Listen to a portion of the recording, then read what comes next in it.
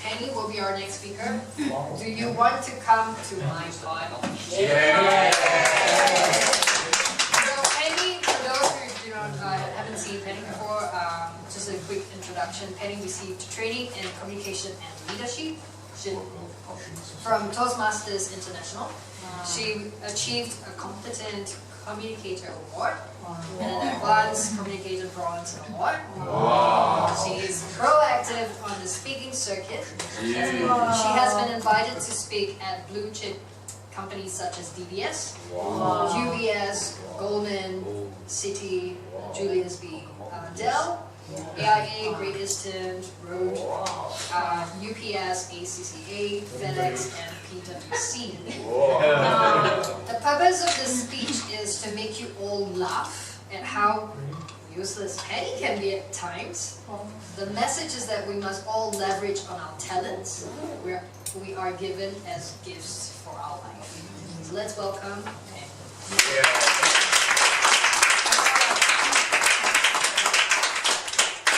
Before I start, wow, if I could just say from my perspective, a little bit here and there. And now, I mean, I haven't started yet, but now I'm going to be talking about stupidity in parties.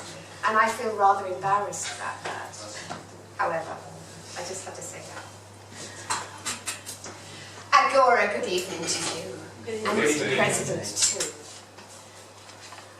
We all love a party, I'm sure. Yes. They're feisty, they're frenetic, fearful, fearless, and wonderful, captivating music. Do you all like to go to a party? Yes. Hands up. Yes. Of course.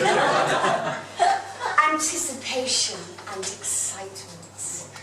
But my dinner parties, ladies and gentlemen, can be rather in trepidation. Let me share my story, if I may. When I was married in the UK, first married, it was so important, expected, to give the dinner party of the season. Ladies and gentlemen, I'm a woman. I cannot cook. I'm an absolute freak. I just don't know. I'm rather useless. But our friends John and Chris, lovely John, lawyer, Chris in interior design, blonde and beautiful, and ladies and gentlemen, Agora, such an amazing dinner party giver. So I am just a mere mortal in comparison with Chris. However, here we are at the dinner party, John and Chris sitting having cocktails, and I'm just thinking that in a minute after my cocktail, I should go into the kitchen where my boring chicken casserole is waiting to be served. So this was my moment in my kitchen, my shiny new kitchen, my honeymoon kitchen.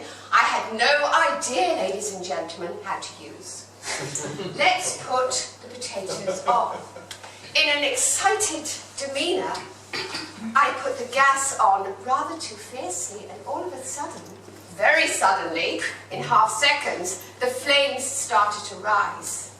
They wouldn't go away, they rose even higher. So the only thing I could do was speak to my husband through the door. Peter, Peter, Peter, please come. He came, a little bit sozzled, social after drinking, and he saw the fire on the gas. He paused, not for long, of course, and threw the kitchen door open. It was winter. Threw out the pan, threw out the potatoes that had really caught fire on the stove, and all we could see in the blackness was steam and white potatoes frolicking in the garden. The ceiling was melting, the house was getting a little blackened, and the kitchen tiles on the floor were melting. I froze, and I was frightened, but what to do? We had to give a dinner party. So, windows thrown open because it was the middle of winter in England. We put on our scarves, we had copious glasses of wine, we put on our coats, and we had dinner. But I had never been ever so embarrassed in my life, and ladies and gentlemen, I have not improved.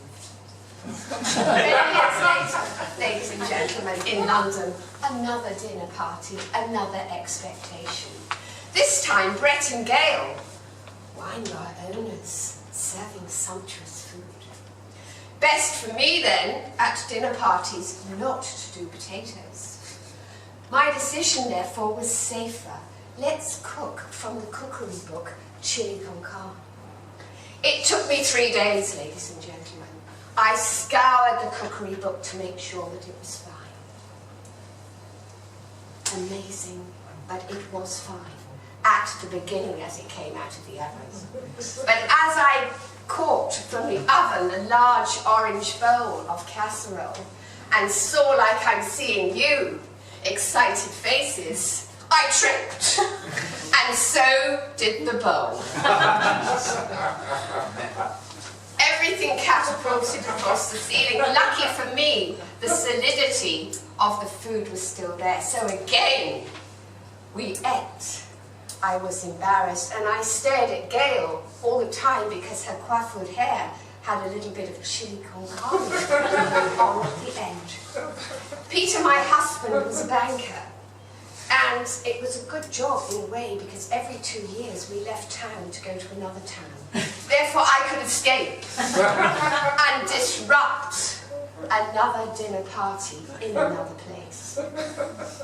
Third dinner party, ladies and gentlemen, back with my darling John and Chris, back in Wales, just outside England. We had very, very boring also Hazel and Dave over. She was chubby. She ate too much food. Surprisingly enough, ladies and gentlemen, the chicken casserole again, the repeated dish, because I only knew one, was perfect. No hiccups. But then I cheated a little bit because I had to serve dessert.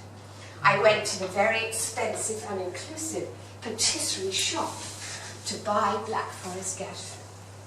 So after chicken casserole, Black Forest Gâteau was escorted in by me. And in my nervousness, I cut my finger, and there was blood.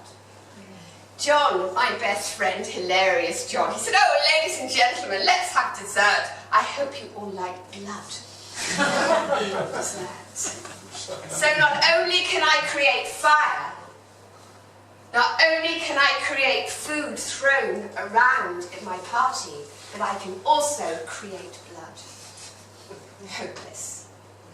But, Agora, ladies and gentlemen, if you are making mistakes, and we do in our life, never mind, I make them all the time. I've worked my career on making mistakes, still in Singapore.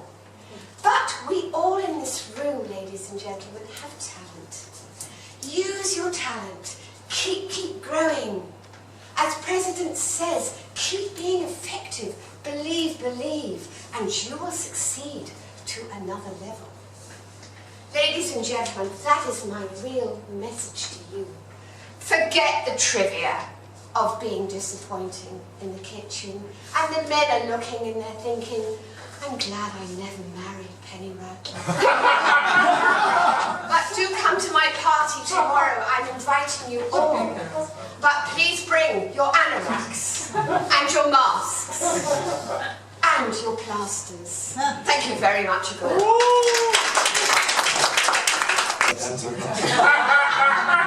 I knew you'd say that. I knew you'd say that. Many times you overacted in a speech. Yeah. That's one thing. Number two, the topic chosen should be suitable for the crowd here. As you know, all of them are Asian, except Peter. And a lot of things they describe.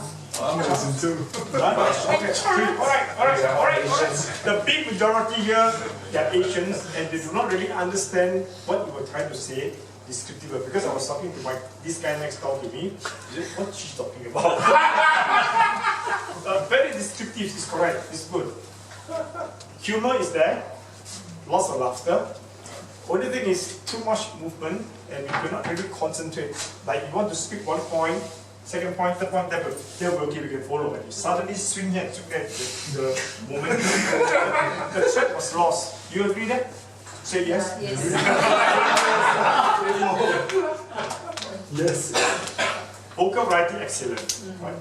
That's all I can say. The Invitation to the party. There was no invitation. What was the title? At the end there was. There was? There was. Did you hear it? You've got to bring your What now you know glasses. Where? She said Raffles Hotel. He's waiting. I'm waiting. Alright. Anyway, we enjoy your speech. Thank you. It's very well done. And because you're English, you make no mistakes. Alright? English is